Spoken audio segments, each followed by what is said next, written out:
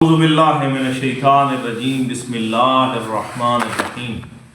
سامعین گرامی قدر، ہم مسلسل آپ کی خدمت میں عرض کر رہے ہیں کہ جنت کے دروازوں پر کیا تحریر ہے۔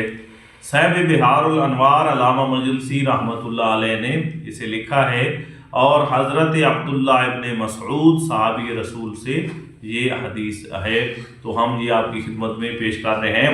فرمایا کہ ہر چیز کا کوئی نہ کوئی راز ہوتا ہے۔ آج ہم تیسرے دروازے کی تحریر کے متعلق آپ کی خدمت میں پیش کریں گے۔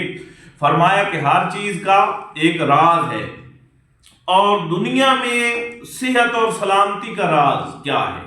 ٹھیک ہے جی، پیغمبر رحمت نے تیسرے دروازے پر یہ دیکھا کہ کیا لکھا ہوا ہے، لا الہ الا اللہ محمد الرسول اللہ علی ولی اللہ، اور دنیا میں سلامتی اور صحت کا راز۔ ٹھیک ہے جی،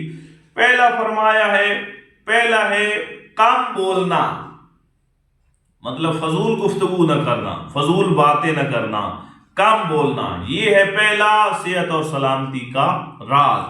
دوسرا فرمایا کم سونا، مطلب زیادہ سونا نقصان دہ ہے، مضر ہے۔ فرمایا کم سونا، یہ ہے صحت اور سلامتی کا، دنیا میں صحت اور سلامتی کا راز۔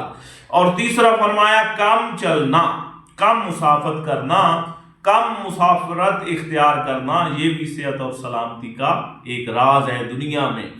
اور پھر فرمایا جو کم کھانا، دنیا میں صحت و سلامتی کا چوتھا راز جو ہے وہ کیا ہے؟ کم خوری، کم کھانا، مطلب زیادہ کھانے کی وجہ سے انسان کا نقصان ہی ہوتا ہے۔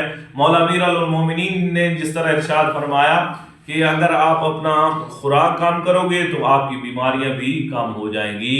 خداوند عالم بحق محمد وآل محمد ہمیں آل محمد کی مقدس فرمودات اور اس کلام پر عمل کرنے کی توفیق عطا فرمائے۔ وآخر دعوانا الحمدللہ رب العالمین۔